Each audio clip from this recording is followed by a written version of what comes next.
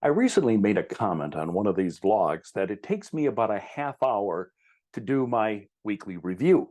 That prompted a lot of questions from folks who wondered if I could really do it at only a half hour's time and if I really do it every week. I'm Dave Edwards, and today, how to reduce the resistance to the weekly review.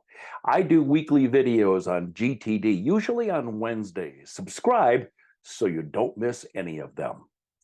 The weekly review is core to the Getting Things Done methodology. Author David Allen wrote this in his book on GTD. The time to gather and process all your stuff, review your system, update your lists, get clean, clear, current, and complete. You have to use your mind to get things off your mind. Yes, I do my weekly reviews almost every week. The only time I might miss is if I'm traveling or on vacation or sick or something like that. And I can do it in 30 minutes, but I think that's because I do the review every week. Once in a while, I might go through all my inactive projects to make sure nothing is hiding in there. In that case, it'll take a little more time. Or if I hadn't had time to process my emails during the week, or if I still have unopened messages in my inbox, then it'll take more time. Your goal in doing the weekly review is to accomplish three things. Clear your digital workspaces. Personally, I don't like a desktop that has a million windows. I like a very basic, clean desktop that I can just open up the things that I'm working on at that moment. You might be different, but anything I can do to kind of clear my workspace digitally as well as physically helps me be more productive.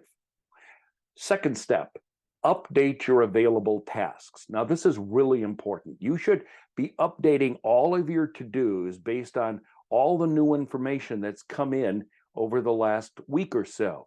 So that means scouring your emails for action steps. That means going through the notes that you took in meetings. Did you remember to add things that you have been assigned to do to your to-do list?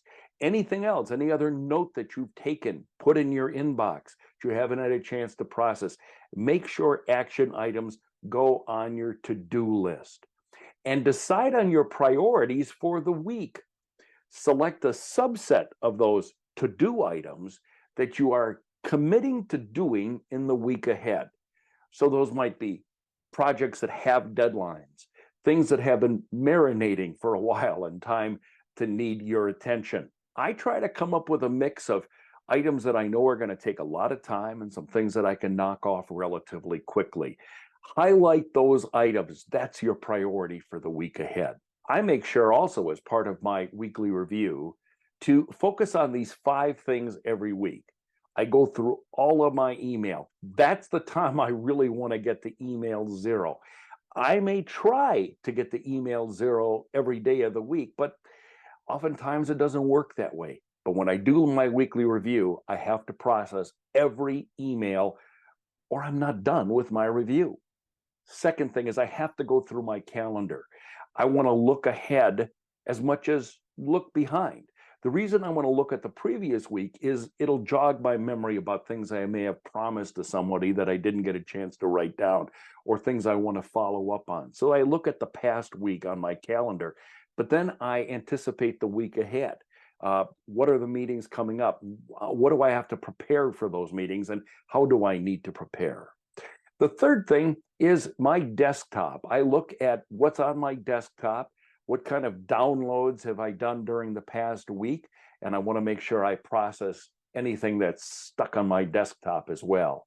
I go through my notes. As I said, things end up in my inbox that I haven't had a chance to process. And of course, my various task lists. I do have a variety of task lists. But of course, we have the things that I'm going to do right away and the things that I'm going to do in the near future, the someday maybe list. If you take my course on using GTD inside of Evernote, you'll see how I have all of my lists set up. So I don't just have one gigantic task list. I have them broken up into different lists. You know, in any given week, one of those 5 items can take more or less time. Sometimes Reviewing emails can take the most time if I've had a busy week and I didn't clear them all. Weekly reviews are part of my routine on Sunday nights. I think having a regular date and time helps it to be part of your routine.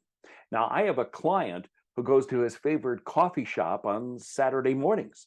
And while he does his review, he rewards himself with his favorite coffee and a sweet treat. Rewards do help. Do you have other tips for doing a weekly review and making it an effective part of your routine? Post a comment below. I'd like to see your ideas as well. I'm Dave Edwards.